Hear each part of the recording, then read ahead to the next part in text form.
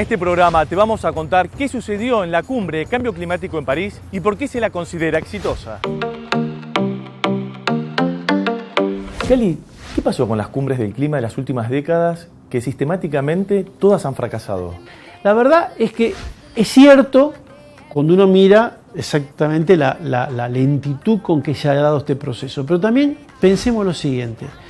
Vos estás negociando y estás procurando un consenso entre todos los países del mundo, 196 estados, en el cual cada decisión, el problema y cada decisión que se tome para enfrentar ese problema afecta la totalidad de las actividades económicas de cada uno de esos países y afecta la vida y la cultura y la dinámica social de cada uno de esos países en las próximas décadas. Sí. Cualquier otro conflicto que se negocie en el seno de Naciones Unidas, cualquier otro tema, por más cruento y urgente que sea, suelen ser temas que suelen estar regionalmente más concentrados, o involucran a un grupo de países, o involucran a un grupo o a un sector industrial, o alguna actividad en particular, o económica o comercial. Pero la discusión del cambio climático involucra absolutamente todas las actividades económicas que existen e involucran a todos los países del mundo. Algunos por mayores responsabilidades en la generación del problema, otros por ser más vulnerables a los efectos que genera el problema. Pero date cuenta que entonces la mesa de negociación es muy amplia y lo que está sobre la mesa de negociación es todo. Entonces, buscar consensos y pensar que esto puede ser una simple negociación que por la fuerza de los números y de la ciencia se va a resolver, no es fácil. Si lo que estoy tratando de decirte que todos tenemos que comprender la complejidad.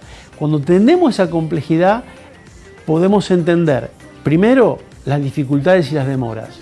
Y segundo, cuando se dan algunos pasos, saber valorarlos en su verdadera dimensión. Porque a veces siempre uno siente que se queda corto con los resultados. Y los resultados, insisto, por consenso, son realmente muy valiosos, particularmente este último en la cumbre de París. Porque en las cumbres anteriores las han hecho fracasar los países más desarrollados, ¿no? Sí. Estados Unidos, China, Rusia, India. Yo creo que ha pasado en la historia de todo. Sí.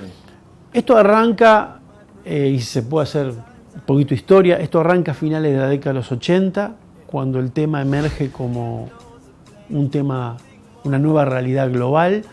Ahí arranca con la conformación del IPCC, el Panel Intergubernamental de Cambio Climático, que empieza a generar información consolidada sobre lo que estaba pasando con el clima. Comienza a haber una negociación para arribar a lo que fue la Convención Marco de Naciones Unidas sobre el Cambio Climático, que se firma en el año 92, en la Cumbre de la Tierra. O sea que esos fueron años de finales de los 80, principios de los 90, y ese es un primer paso, la Convención. Que la Convención significó, bueno, elevar el tema al estatus de un problema global, un problema real, y donde allí se fijan determinados criterios muy centrales en esta discusión. Primero, acerca de cuál era el problema que se estaba enfrentando, cuáles eran los grandes objetivos y fundamentalmente algunos criterios básicos acerca de cómo se debía encarar. Por esta complejidad que yo te contaba antes, y uno de los primeros criterios que se establece en la Convención es que se va a actuar bajo el principio de las responsabilidades comunes pero diferenciadas, que tienen que ver con lo que vos decías. Esto fue central en el arranque de esta discusión, porque claramente vos tenés una situación muy compleja que es, si vos sacás la fotografía del día de hoy, te vas a encontrar con que hay una cantidad de países que emiten gases que afectan el clima, otros países que no, países que son más afectados que otros, pero a su vez tenés responsabilidades históricas, o sea, los gases se acumulan en la atmósfera y permanecen allí por mucho tiempo. Es decir, que lo que se emitió hace 50 años, hace 100 años, todavía está en la atmósfera y está produciendo parte de los efectos que hoy tenemos. Entonces, las responsabilidades históricas y las responsabilidades presentes tenés que distribuirlas políticamente muy equilibradamente. Entonces, esa ingeniería de la convención fue muy importante. El Acuerdo de París se construye de abajo hacia arriba. Se construye diciéndole a los países, bueno, digan ustedes lo que cada uno de ustedes puede y considera que debe hacer. Ahí surgen, por ejemplo, entre otras cosas, las INDC, las promesas, porque ni siquiera son compromisos, que cada país pone sobre la mesa en cuanto a su compromiso de mitigación, de reducción de emisiones. Así como hace Argentina la suya, cada uno de los países fue haciendo la suya. Es decir, no se hizo viendo el compromiso que hay que tener y cómo se lo reparte, sino cómo cada uno veía que podía asumir una responsabilidad y después a eso sumarlo y ver qué pasaba. Y así es como se construye la conversación que define el Acuerdo de París. Esto es lo que lo hace diferente a las otras cumbres. Totalmente diferente a cómo se llegó a la convención, sí, al protocolo y a este acuerdo. Digo para mencionar los tres que son legalmente vinculantes, porque tanto la convención como el protocolo debieron ser ratificados por los congresos. Es decir, Argentina lo ratificó por el Congreso, o sea que tienen un estatus de ley para la Argentina aquellos otros acuerdos. Este también va a tener que pasar por aquí, por el Congreso, y se convertirá en un compromiso legalmente vinculante.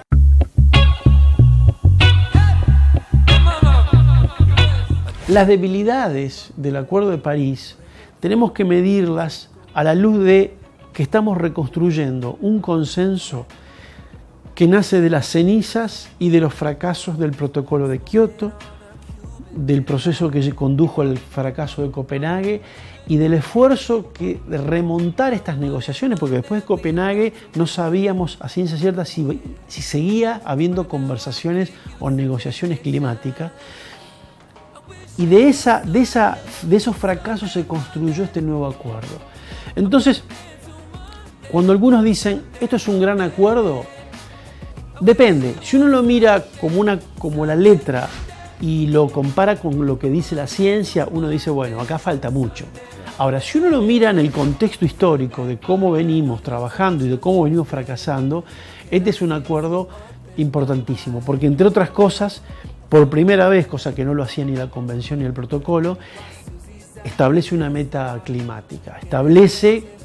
Argentina va, por ley, cuando lo ratifique, va a decir que está trabajando para que el aumento de la temperatura global no aumente más allá de 2 grados, que esté bien por debajo, así dice el acuerdo, bien por debajo de los 2 grados centígrados y haciendo todos los esfuerzos para no superar el 1.5 grados. O sea, son metas enormemente exigentes y por primera vez aparecen metas climáticas. Sin embargo, desde Kioto hasta ahora, el planeta se ha degradado con un avance terrible, terrorífico. Sí, la tendencia no se ha logrado revertir. El protocolo de Kioto, ¿por qué no iba a mover la aguja en este sentido? Porque el protocolo de Kioto se planteaba como un instrumento inicial con una meta baja, para que si eso funcionaba, iba a ser más fácil comenzar a incrementar las metas en las revisiones o en el protocolo de Kioto 2. Lo que pasa es que al no estar adentro de los países principales, que ya te digo, se fue Estados Unidos, Australia, Canadá, Japón, es decir, e incluso más, mucha gente dice los mecanismos de mercado de carbono globales que generaba el protocolo de Kioto fracasaron porque en un mercado tiene que haber compradores y vendedores y los compradores no estaban. Los grandes demandantes de bonos de carbono, como podía ser Estados Unidos y estos países, no fueron partícipes. Entonces la moneda, entre comillas, que era el bono de carbono, valía 0. Entonces no sirvió ese mecanismo para generar una promoción o un incentivo para el desarrollo de proyectos de mitigación, energías renovables, etc. Entonces el protocolo de Kioto dejó una gran frustración y no generó las reducciones que se querían hacer.